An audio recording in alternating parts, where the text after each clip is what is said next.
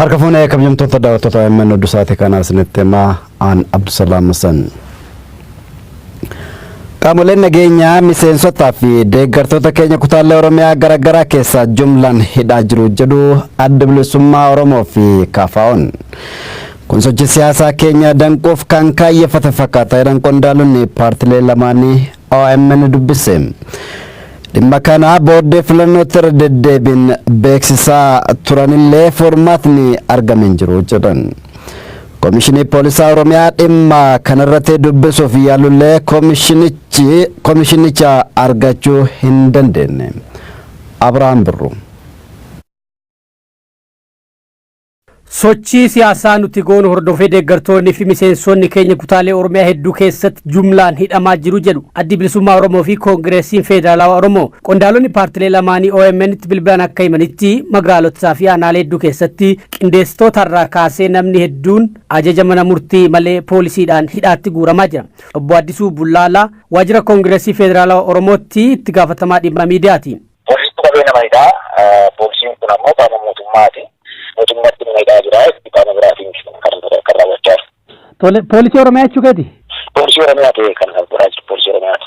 Idaan kun kan ammaa sochiin keenya gaafa miseensotaa fi deeggartoota keenya bira deemnee dubbisuu uummata keenya filannoof qopheessuu filannoof qophaa'aa ajjeesuun murni godhaa miseensotaa jennee sochii akkasii gaafa godhuu jalqabnu naannoo Burraayyuutti qindeessaa keenya akka ture caalumaa dhaabaa nama danuu hidhanii edda galgala gadhiisanii jiru. Sarbataa irratti nama 8 miseensota keenya koree keenya hidhanii jiru. Siree Arsii keessatti koree keenya nama 6 hidhanii hagammaa hidhaa jiru. Hidhaa lolaa Ardasan nama keenya hidhanii jiru. Gammachiisu nama 5 akkas hidhanii jiru. Namoonni kun koree Mataara irratti fakkeenyaaf tiishertii dhaaba keenyaa kan gara waajjiraatiin miseensota deeggartoonni uffachuufoonni godhanii qopheessanii turan sagantaa irratti 400 ol saamamee jirra. Jimma irratti amma namni 3 hidhamee jira. Deeggartoota keenya nama 3 fi miseensota keenya nama 9 akkas hidhanii jiru. Kofalee nama 20 ol hidhanii Bulee Horaa irratti akkas nama 20 ol akkas hidhamee jiru. Gooroo Dolaa Guddii Bahaa irratti gara nama 20 olii. Obbo Lammii Beenyaa Adda Bilisummaa Oromoo irraayi.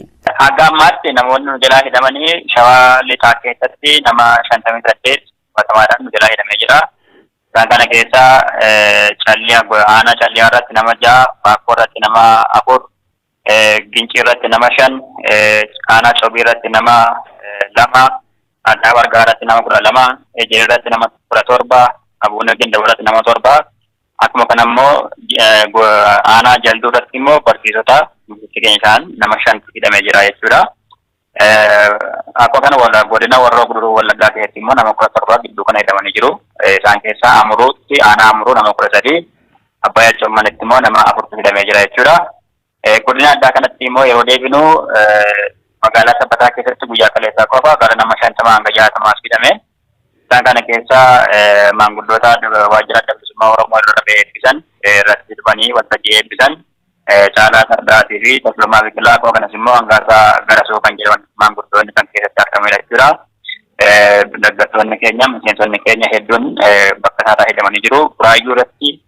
Buraayyuutti adda kan godhu Buraayyuun hidhaa jumlaa gaggeeffamaa jira. Hidhaa jumlaa kana keessatti immoo dargaggoonni godina adda addaatii jiran kanneen hojii idilee isaanii hojjetan illee baay'inaan hidhamanii jiru. Hanga nama 200 akka hidhametti quba qabna jechuudha.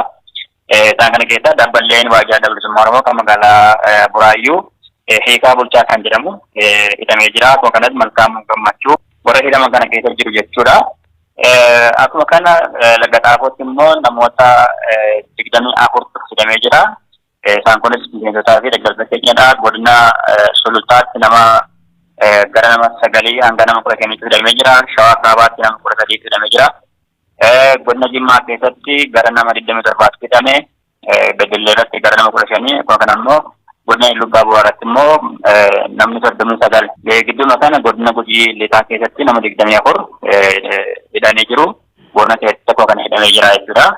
Walumaa galatti gara nama 500 hanga 600 ta'u guyyaa kana jedhamu gidduutti hidhamee jira jechuudha. Hidhaa kana hordofee namni badiinsaa itti himame akka hin jirree fi namni sa'aatii 48 keessatti mana murtiitti dhiyaatellee akka hin jirre dubbatu qondaalonni lamaan. Lakki ajajni mana murtii hin jiru kan ormarraa qabanii namoota naannoo komaandi poostii hin jiru naannoo komaandi poostii yookaan raayyaa ittisa biyyaa jirutti jallisaniituma qabaniidhu naannoo baay'inaalletti hin barbaadan kan jedhaniituma hidhu. Poolisiin akkuma qabetti namoota guyyoota murtoofneef hidhee majjaa bira kaa'ee jira jechuudha. Mana murtii kan gammaadamne mana murtiitti dhiyaatee hin jiru. Dhimma kana boordii filannoo biyyaalessaa beeksisanillee fala akka hin argatin himanii jiru. Dubbii hidhaa jumlaa deeggartootaa fi miseensota paartilee mormitootaa kana ilaalchisee Koomishinii Poolisii Oromiyaatiif bilbilee jirra.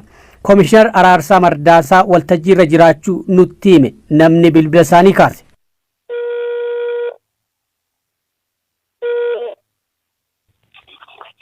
Hello, Commissioner Ararsa. Hello. Makiinaa keessa kaa'anii waltajjii seenaniiru booda dawwalaa. Bilbilli kan Commissioner Ararsaati miti? Hayyee galatoom ulfaadhu.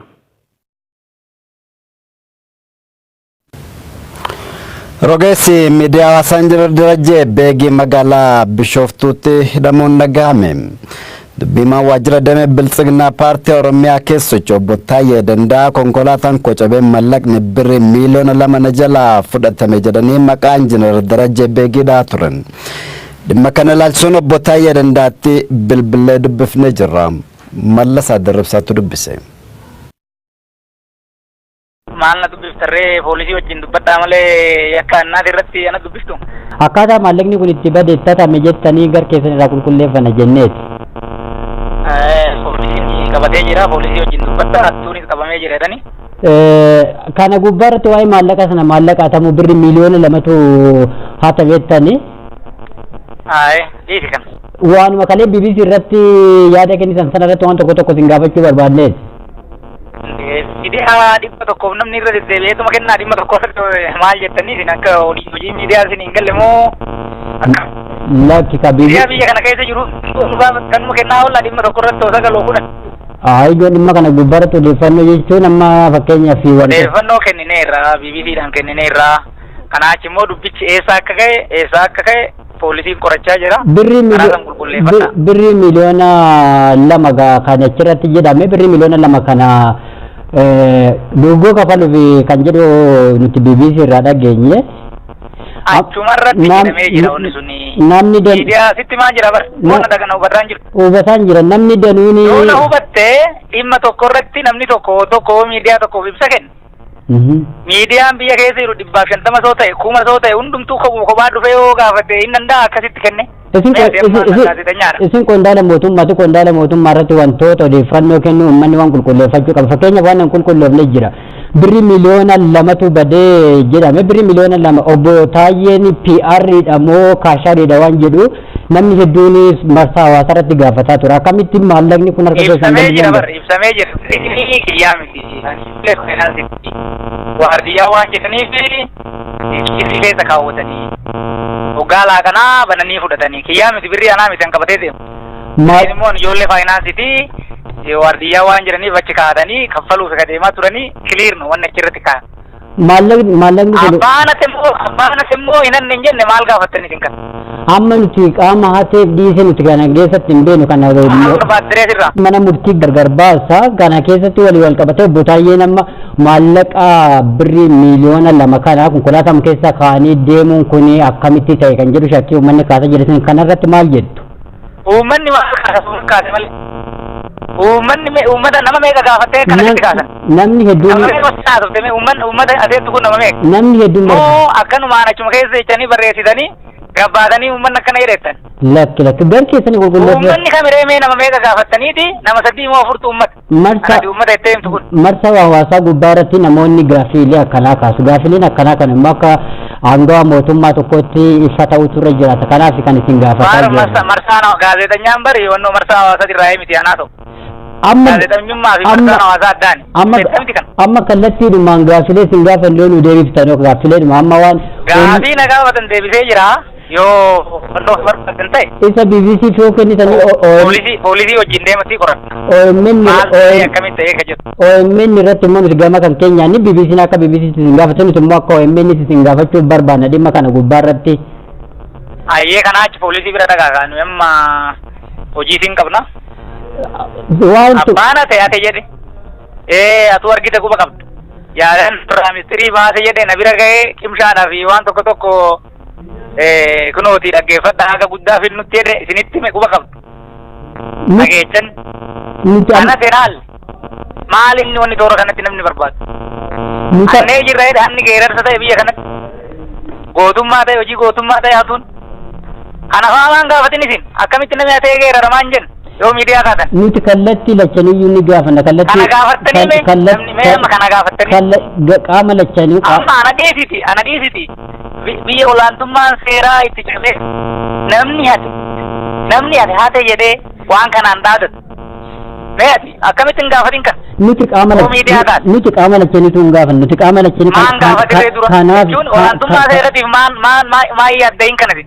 Kanaaf isin gaafataa jirra kun itti kallattii lachanii yoo ta'u aanarraa maal jalqabdeet hattuurraa maal jalqabin qalbii keessa obbo Taayye qaamni birrii miliyoona lama na tatte jedhu gabbayee dubbate jira qaamni birrii miliyoona lama na to'ate jedhee gabbayee dubbate jira miliyoona lama itti dhiisi miliyoona lama jechuun birrii takka saataatu birrii lama saataatu daftara saataatu hinanne namni jedhee dubbate jechuun hanni hannumaa bara hattuu ta'uu isaanii qaamni sun hattuu ta'uu mana murtii gargar baasa malee nuyi mitamma kana abbaan adeemee ganaa mana murtii geessitas kallattumaa ni waan abbaan adeemee akkamitti garasittoo abbaanoo maali kan amma jalqaba irratti obbo Taayyeen akka namoonni tokko jedhan obbo Taayyeen jalqaba meeshaa qaaliin nu jalaa bade jedhanii taansanis gara maallaqa badeetti fidanii isin jiru kana irratti isin maal jettu maa rakkoon hin jiru sun poolisii wajjin haasaa poolisiin qoratee isinitti sunitiin jira meeshaanis hunduun jira. Amma kabiraa immoo eegdota ni qabdu amma namni hedduun kan kaasu eegdota hin qabdu yeroo baay'ee nuti waan na taajjabne qabna birrii miliyoonni lama kun gaafatama eegdonni hin jiran bakka itti dhiisin wanna siin jedhe san irratti hafin asin dhufini amma siin jedhe san nama ani hattuudha hatee jira angoota jedhee dhaadate odoo isan gaafatin maanatti dhufte qaama lachanuun isinii gaafannaa isanitu beekan isanitu gaafataa jira kana gama keessanii baruuf barbaanna nuti waan gama sanas jiru gargarin baafanne waan gama sanas jiru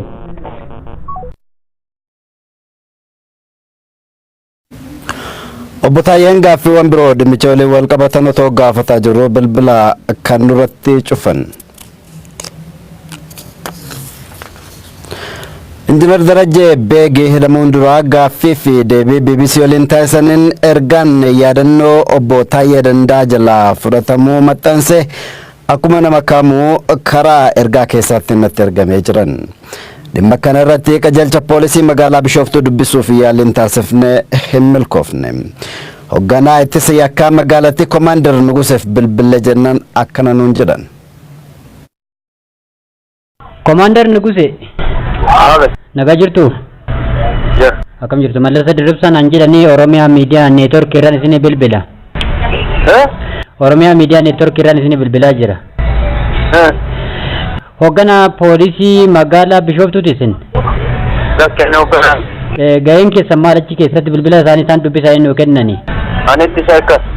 Ittisa yakkaatti gayyarkuu walii wal qabateetti isin dubbisuu barbaanne dhimma Injinar Darajjee Beegii magaalaa keessanitti to'annaa. Kutaa qorannaa dubbisaa gaanarraa darbee gara kutaa qorannaatti darbeera. Dhimma isaa akkasumaraan dhimma isaa quban qabdanii?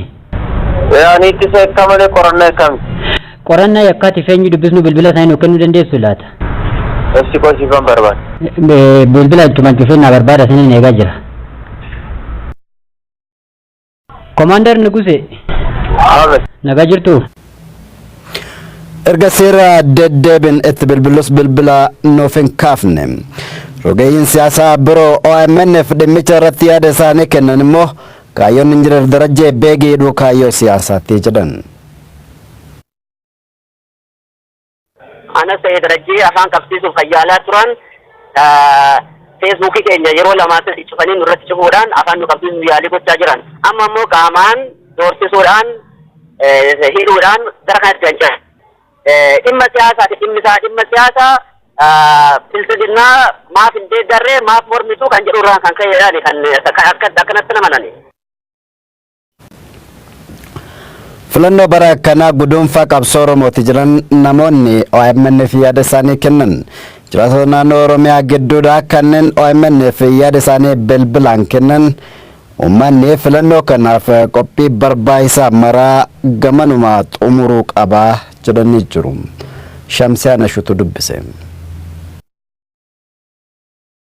Filannoon bara kanaa immoo kan durii caalaa bifa addaatiin kan eegamaa jiruu fi haa ta'uu baatus waan isaa ta'u waan barbaadu sana galmaan gahatu waan barbaadu sana filate. Uummanni wanti qophaa'uu qabu tokko jira sagaleen nama tokko biyya kanaaf gatii akkuma qabu manni kan dursee waan filatu beeksisa jechuudha. Burjaajiinsa keesseen hin qabu akka carraatti yookaan immoo akka tasaa filachuu otoo hin taane filannoo waan ga'e filachuu otoo hin taane dursee ilaalcha waan hiree biyya kanaaf waan isaaf ta'u ilaalchaan itti qophaa'uu qaba yeroo murteeffachuu qaba jechuudha waan isaa ta'u. Filannoo baranaatiif qophaa'u carraa guddaadha kan qabu uummata Oromootiif. Filannoon kun Oromoodhaaf carraan inni qabu hannaa fi saamiinsa waggoota hedduudhaaf irra ture ofirraa mulqee darbuudhaaf filannoo haqa qabeessa akka ta'u of qopheessuudha qaba. Hawaasni keenya qophaa'uu qaba yoo akka haalli amma jiru haalli mana hojii mana mootummaa keessa jiru hedduu baay'ee rakkisaadha. Gama kiyyaan fi namoota naannoo biyyaarra jiranii ta'u filachuudhaaf qophiidha jechuudha. Wantoonni inni godhuu qabu waraqaa eenyummaa baafachuu qabna tokko keenya warroota korojoo keenya haatuu danda'an isaan saaxiluudha. Baatiin asdeemaa jira ammarraa ammoo dursanii yookiin qophaa'in chaalenjii qaba bu'aa bayii qaba. Waraqaa eenyummaa akka hin kennamne iddoo hedduutti waan akkanatu deemamaa jira. Namni tokko eenyummaa isaa fudhachuun kun mirga filannoo murteessaadha. Filannoo mootummaa mataa ofii dhaabbachuuti.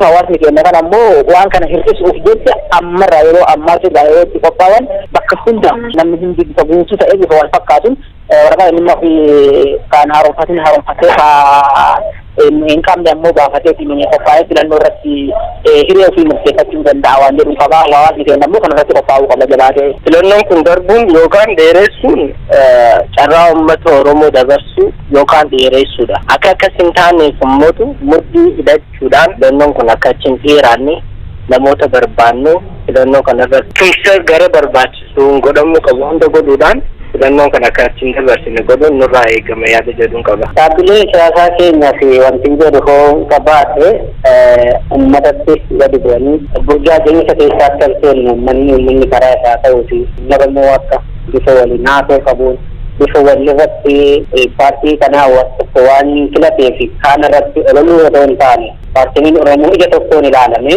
walirratti dorgomuu otoo hin taane waliin dorgomuudhaaf filannoo kanatti dhiyaachuu qabu. Mootummaan hawaasa kana ukkaamsuu hin qabu. Hawaasni kun itti duree itti wareegamee qeerroon karaa gubbatti wareegamee abboonni keenya waggoota hedduu qabsoo tuulamaa dhufee kafalamaa ture beeksisu harka kanaan ol dhiibee ol baasee calaqqee amma argame kana fidee mootummaan amma biyya harkaa qabu kun paartiin kun hawaasni kun hiree ofii akka murteeffatu gara dimokiraatiitti akka ta'u biyyi sun biyya nagayaatii fi jaalalaa biyya tasgabbii qabdu akka taatu hiree kana uummata dura dhaabatee uummata kana abbaa irree ta'uuf deemuun hin qabu. Xumura irrattis uummanni Oromoo fi Hararii tokkummaa isaa cimsatee badee leellistoota sirna nafxanyaatiin naannichatti aggaamamee ofirraa ittisuu akka qabu dhaamame. Waltajjii magaalaa Harariitti rakkoo nageenyaa tibba darbee mudate ilaalchuun qophaa'e irratti kan dhaamame. Oduu Muusaa guutuu isaa sirriitti hima. Marii nageenyaa naannoo Hararitti adeemsifame kanarrattis fiinxaaleeyyiin nafxanyaa uummattoota biyyattii madeessanii jiraachuu kan himan hirmaattonni marichaa har'a seenaa abbootii isaanii deebisuuf biyyattii irratti hojjechaa akka jiran dhaamaniiti jiru. Hotta jijjiirachaa deemte nafxanyaan kaleessa jechaan arraantanoo amantaan itti aansanii maal godhan sabaan arraantana naannooni amatuun jalaa kushufnaan maayyinsi taarar rabbi isaan haa jiraachuu lamaanuu keenya ijoolleen xiqqishoollee gaanuu harka sosootee amriin tun haa dhuftu malee waan isaan fedhan san akka dhiinii dhangala'ee namni wal fixuuf sosooyin isaanii wanni sun ta'uu dhabnaan naannoon nu kaan jechuudha. Marii kanarrattis uummanni Oromootii fi uummanni Hararii hariiroo obbolummaa isaanii daran cimsachuudhaan tokkummaadhaan balaa naannicha irratti aggaamame kana ifirraa deebisuu akka qaban dhaamameeti jira. Oromoo yoo miidhamtu Harariinis akka miidhamuun si hin hafne ujumaanni arraan tana dhufe kun taateen arraatun isaanis waan takka irraa baratan jeetiin yaadaa jechuudha. Kana waan ta'eef nuti ammas dhaamsiniin qabu keessaa tokko abbootiin abbaa namaa ta'uu qabnaadha ijoollee tanaaf. Abbaa lukkuu osoo hin taane. Abbaan lukkuu heeguma ilmoo isaan fuudhe dikee gubbatti ol beechi gubbaa iyyaa jechuudha. Nuti abbootiinis yeroo balaan dhufte osoo mana teenyee caqasuun ta'in balaasan dursinee ilmaanii wajjin duratti aanuu qabnaa waan jiruun qabaati galatooma.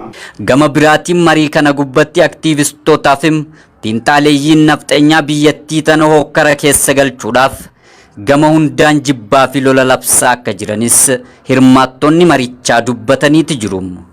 Jibbaan jaraanuu keessa jiru maali rakkinnummaan xiyyeeffannaa jirri kana nurra xiyyeeffate aktiivistoota keenyaa fi kasaanii ilaalame har'a onlaayin irra waan dabarsan har'a aktiivistiin keenya beekamaan Jawaar Mohaammed hogguu hunda tasgabbii dabarsa targaaggaa dhaabbadhaa suuta deemaa akkana taha waan saba guutuudhaaf ta'u dabarsa jira kasaanii too 360 peejii takkaa jira hogguu hunda waraana uummata Oromoo irratti labsitu hogguma hunda.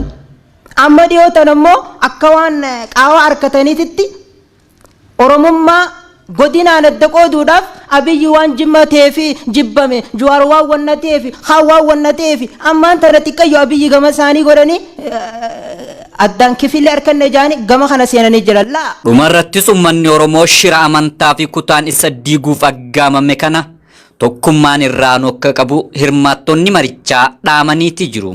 Wanni kun amantii keessaa harka naqattee karaa sabaatiinis namni isiin irratti xiyyeeffattee uummata Oromoodhaati. Nuti immoo Oromoon amantii hedduu qabna. Obboleeyyan keenya kan amantii kiristaanaa qabus ni jiran. Kan muslimaatis kan waaqeffataatis magaalaa tanaas akkasumatti jirra jechuudha.